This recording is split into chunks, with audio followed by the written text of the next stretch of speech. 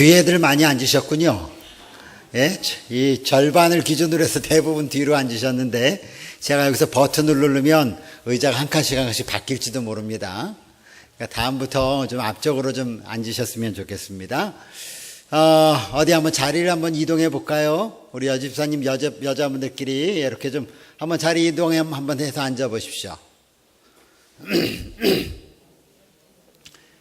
예, 이처럼 우리 서정이가 오늘 그 현대 아산병원에 검사를 위해서 입원했습니다.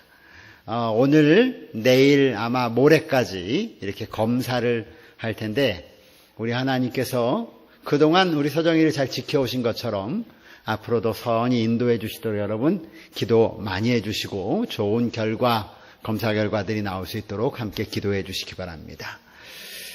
그동안 제가 말씀드리지 않았는데 김현옥 집사님께서 3주 전에 몸에 이상이 생겨서 병원을 가셨는데 암 진단을 받으셨습니다. 개인이 알리기를 원치 않으셔서 저희가 오랫동안 간직하고 있다가 다음 주 월요일에 우리 아산병원에 입원해서 수술을 받으십니다. 직장암이죠, 직장암으로 이렇게 판정되셨고 한 2기에서 3기 정도 이렇게 되셨다고 이야기를 들었습니다. 그래서 본인도 많이 힘들어 하셨는데 여러분들 잘 모르셨겠지만 본인은 지금 한 2주 정도 안식일 나올 때마다 많이 힘들어 하시고 눈물도 많이 흘리시고 그러셨습니다. 그래서 여러분께서 우리 김현옥 집사님을 위해서 특별히 기도해 주시고 그가 믿음 안에 굳건해지도록, 질병을 떠나서 믿음 안에 굳건해지도록 여러분 특별한 기도 요청을 좀 드립니다. 그리고 그 기도 요청과 더불어서 하나님께서 그의 몸에 가장 좋은 대로 인도해 주시도록 함께 오늘 마음을 모아서 기도해 주시면 고맙겠습니다. 예, 본인은 여전히 지금 교인들에게 이렇게 알리기는 그다지 원치 않으시는데 제가 수술 앞두고는 알려서 함께 기도드리게 하시겠다 이렇게 말씀을 드렸습니다. 그래서 지금 일주일 남았기 때문에 여러분 함께 크게 그 일을 위해서 함께 기도해 주시면 감사하겠습니다. 자, 지금 이 시간에는 여러분 항상 하시는 것처럼 성도의 교제를 나누는 시간입니다. 주님의 은혜 가운데 평안하셨는지 그런 것들을 여러분 함께 나누시고 그리고 이 시간 우리의 지난 일주일의 삶이 어땠는지 안식 후 3일 동안 어떤 일들이 벌어졌는지 어떤 속상한 일이 있었는지 어떤 기쁜 일이 있었는지 어떤 기도의 삶이 나에게 필요한지 이런 것들을 함께 좀 나누시고 서로를 위해서 기도할 뿐 아니라 오늘 제가 드린 기도의 제목을 위해서도 함께 기도해 주시기 바랍니다. 혹시 우리 성도들 가운데 함께 오늘 우리 성도들이 기도할 때 기도해 주셨으면 좋겠다는 기도의 제목이 있으신가요? 없으세요? 예. 우리 신민식 집사님 미국에 잘 도착하셨는데 도착하시고 난 다음에 아마 크게 지금 몸살을 앓고 계시는 것 같아요. 그런데 곧 회복될 것 같다고 이렇게 답을 알려오셨습니다. 여러분, 예? 김미성 집사님도 지금 잘 지낸다고 오늘 아침에 제가 통화를 일단 한번 했었습니다. 또 혹시 기도 요청하실 분 있으십니까? 예, 그러면 오늘 그렇게 제가 말씀드린 두 분의 완쾌를 위해서 여러분 함께 기도해 주시기 바랍니다. 지금부터 함께 나눔의 시간을 갖도록 하겠습니다. 기도 요청을 좀 드립니다. 우리 강석순 장로님 그리고 조명혜 집사님 죄송하지만 앞으로 좀 나오셔서 우리 교회들 대표해서 또 한번 기도하시고 저희 말씀 보겠습니다. 438장 죄짐 맡은 우리 구주 참여하십시다. 우리 강 장로님도 앞으로 좀 나와주시고요.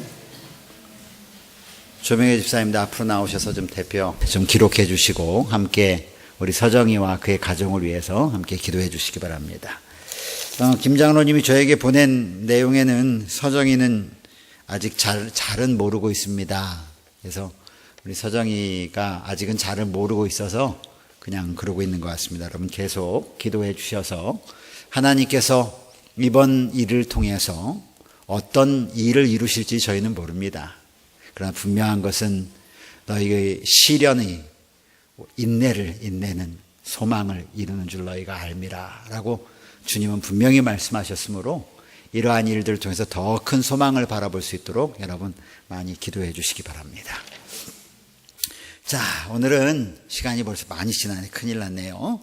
오늘은 거짓 선지자라고 하는 마태복음 7장 15절에 있는 말씀을 우리 함께 보도록 하겠습니다. 우리 함께 읽어볼까요? 거짓 선지자들을 시작. 거짓 선지자들을 삼가라. 양의 옷을 입고 너희에게 나오나 속에는 노략질하는 일이라. 오늘은 거짓 선지자가 있으니 그 거짓 선지자를 삼가라, 조심하라 라고 오늘 우리에게 말씀하고 있습니다. 함께 나누기에 제가 드릴 질문들은 이런 질문이었습니다. 그냥 보기만 하고 오늘은 넘어가겠습니다. 예수님께서 말씀하신 것처럼 거짓 선지자를 주의하기 위해서 우리는 어떤 준비를 해야 할까요? 우리는 어떤 준비를 해야 할까요? 거짓 선지자를 삼가기 위해서, 주의하기 위해서 우리가 해야 될 준비는 무엇일까 하는 것입니다. 두 번째는 믿음에 더 신실하고 열심 있는 분들이 종종 거짓 가르침에 더 쉽게 노출되어 어려움을 겪는 이유는 무엇일까요?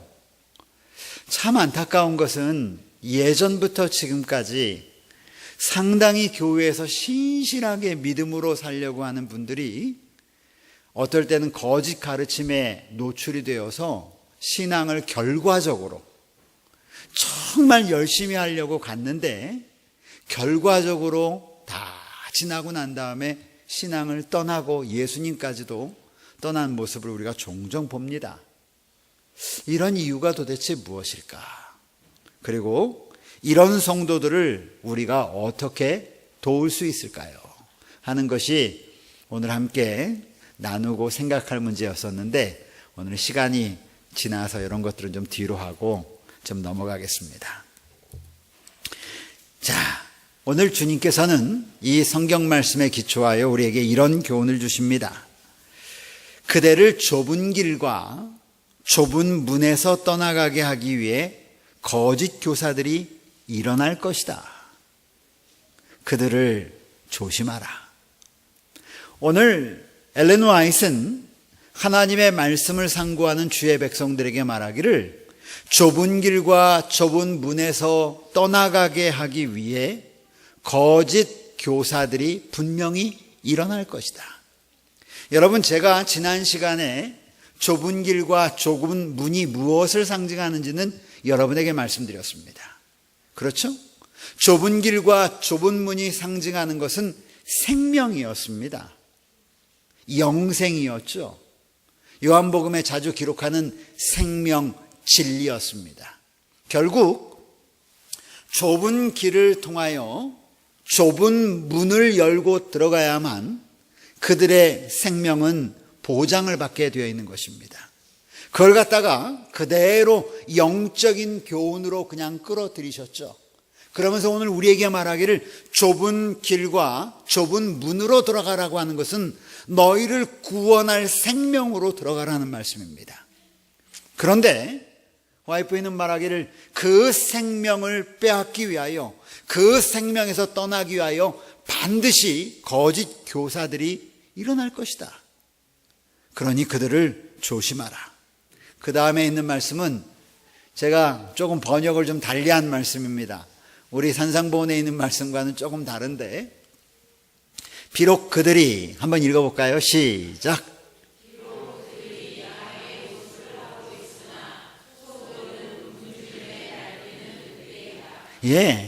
거짓 교사의 문제는 이게 옳으냐 아니냐의 문제로 접근하는 것이 아니라는 거예요. 결국 거짓 교사, 거짓 선지자가 하나님의 백성들에게 다가올 때는 결국 이 양을 잡아 먹으려고 하는 거라는 것이에요. 결국 생명을 취하려고 하는 것이라는 것입니다. 여러분, 이러한 사실을 우리가 이해하기 위해서는 지금 베드로 전후서를 공부하면서도 계속 반복하는 것이 선악간의 대쟁투의 장면 가운데서 이 세상의 시련을 너희가 바라보라 라고 이렇게 이야기하고 있습니다. 우리가 당하는 시련, 믿음의 시련은 그냥 우리에게 오는 것이 아니라 성경은 처음부터 창세기부터 요한계시록까지 끊임없이 반복적으로 이야기하는 것은 너희의 눈에 보이지 않는 싸움이 있다는 것이에요. 그것은 우리의 육신의 싸움이 아니라는 것이죠. 거짓 영들과의 싸움이라고 얘기해요. 다른 말로 하면 선과 악, 곧 하나님의 편과 그렇지 않은 사단의 편의 선악의 싸움의 장면에 우리가 놓여 있다고 하는 것입니다. 그래서 이 거짓 교사에 대한 문제도 설명하면서 YF는 기록하기를 비록 그들이 양의 모습을 하고 있으나 정말 속으로는 그들이 어떤 사람이냐면 굶주림에 날뛰는 늑대와 같은 존재들이다. 그 늑대들이 원하는 것은 무엇인가? 결국 그의 생명을 취하는 것이라고 하는 것입니다. 그래서 예수께서는 참 교사로부터 거짓 교사를 구별해낼 수 있는 시금석을 우리에게 주셨습니다. 그런데 그 시금석이 무엇인가? 계속해서 이렇게 말합니다. 우리는 그들이 하는 훌륭한 연설과 고상한 말로 그들을 증명하도록 명령을 받은 것이 아니다. 이 사람이 정말 그럴듯하게 말하는지, 이 사람의 모습이 그럴듯한지, 이것 가지고 그들을 판단할 것이 아니다라는 것이에요. 그들은 무엇으로요? 하나님의 말씀으로 판단을 받아야 한다. 그 교사들은 어떤 기별을 전하고 있는가? 그것이 그대로 하여금 하나님을 경배하고 두려워하게 하는가? 그대로 하여금 그분의 계명을 충실히 지키게 함으로 그분을 향한 그대의 사랑을 나타내게 하는가?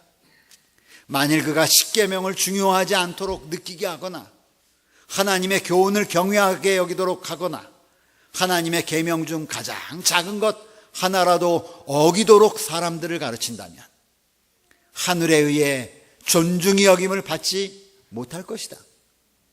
그들은 흑암의 왕, 곧 하나님의 원수에게서 나온 일을 하고 있다. 그러면서 요 다음에 YF는 아주 중요한 말씀을 이렇게 말씀하십니다. 맨 위에 있는 말씀 함께 좀 읽어볼까요? 그리스도의 이름으로 시작.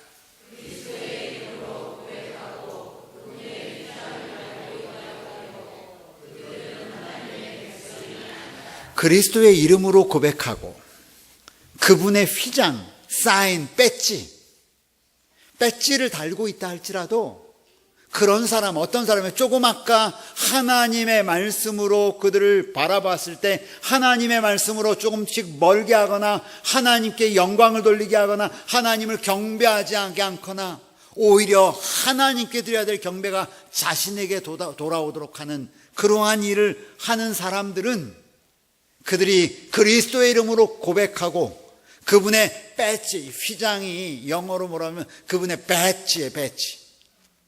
예수님의 상징을, 임하심을 나타내는 이 배지를 달았다 할지라도 그들은 하나님의 백성이 아니다.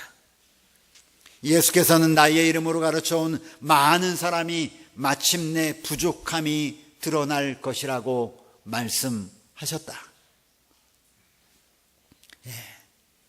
그러면서 이렇게 말씀을 가르치는 자들, 선지자라고 하는 자들, 이런 자들이 정말 하나님께 속한 자들인지 너희가 주의하라는 것입니다. 잘못을 저지르면서도 스스로 바르다고 믿는 사람들이 있다. 참 미안해요. 들어보면 그 사람들 말이 맞는 것 같아요. 그리스도를 그들의 주라고 주장하고 그분의 이름으로 큰 일을 하고 있노라고 공언하지만 이런 사람들의 대부분의 특징들은 비난하기 시작해요. 누구를 비난하냐면 암흑의 목사를 비난하고 대부분의 장로들을 비난하고 그 사람들은 이런 얘기 안 한다고 그러고 그런 얘기를 제가 굉장히 많이 들어봤어요.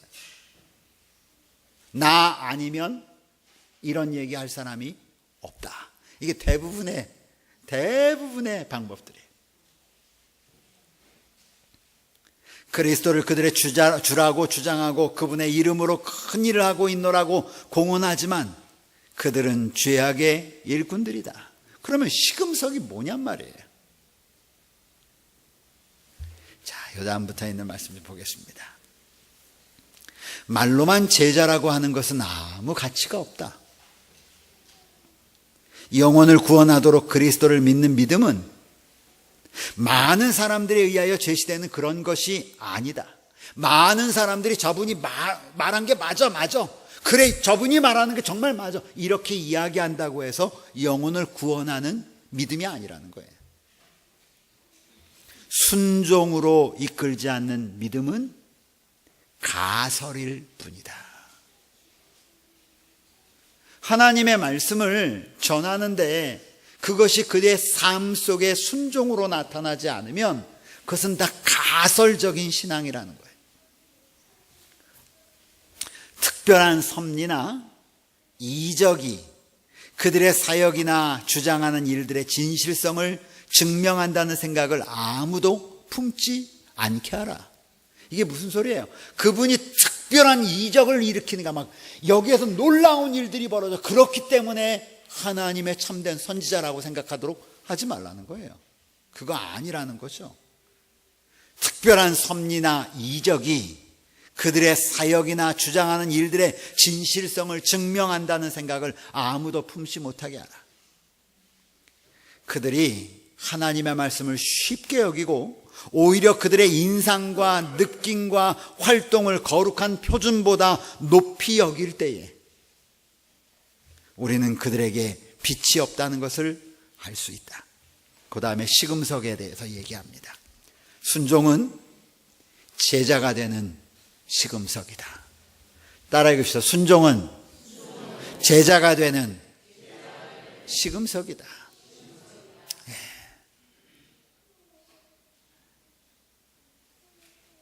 사랑을 말하는 이의 진실을 입증하는 것은 계명을 지키는 것이다. 사랑을 말하는 이라고 하는 것은 결국은 하나님에 대하여 말하는 이의 진실성은 계명을 지킨다라고 하는 말은 제가 바꾸어 말하면 사랑을 실천하는 것이다. 이거예요. 우리가 받아들인 교리가 마음속에 있는 죄를 소멸시키고 결국 그 말씀이 우리의 죄를 소멸시키고 심령을 더러움에서 깨끗하게 하고 성결의 열매를 맺으면 우리는 그것이 하나님께 속한 진리임을 알 수 있다. 성경 마태복음은 그들의 열매로 그들을 알게 될 것이라고 얘기했어요. 열매는 어느 날 갑자기 생기는 것이 아닙니다. 열매는 굉장히 오랜 시간, 사실 시간이 걸려요.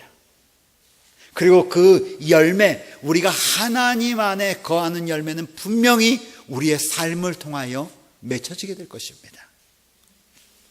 오늘 우리가 받아들인 교리가 만약에 제7일 안식일 예수재림 교회가 가르치는 교리가 옳다면 심령을 더러우면서 깨끗하게 하고 성결의 열매를 맺고 우리는 그것이 하나님께 속한 진리임을 알 수 있다.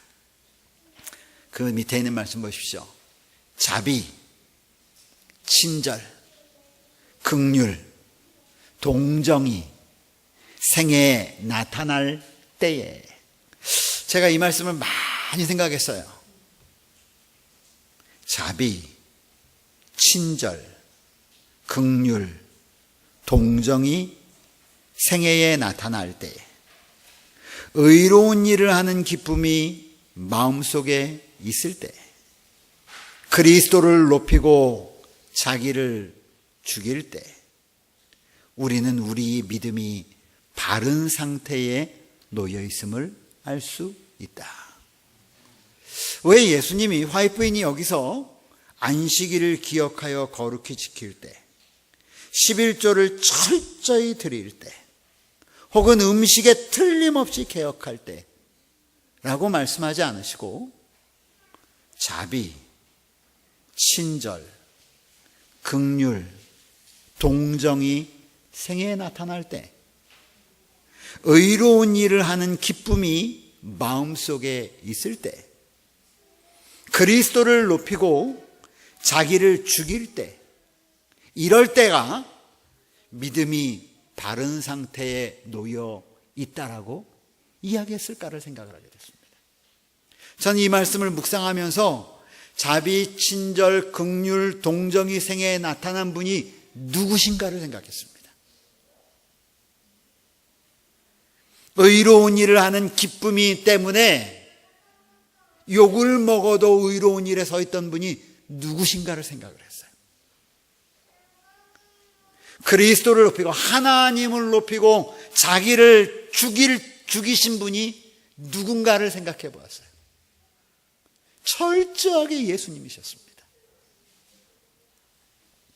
여러분, 오늘 우리가 하늘의 기별을 받은 하나님의 백성으로서 우리가 하나님의 말씀, 하나님이 가르치는 하나님의 말씀과 교리에 분명하게 있다면 우리의 삶 속에 오늘 여기 있는 자비, 친절, 긍휼, 동정이 우리 마음 가운데 흘러나오는 그런 그리스도인이 되기를 저는 간절히 바랍니다.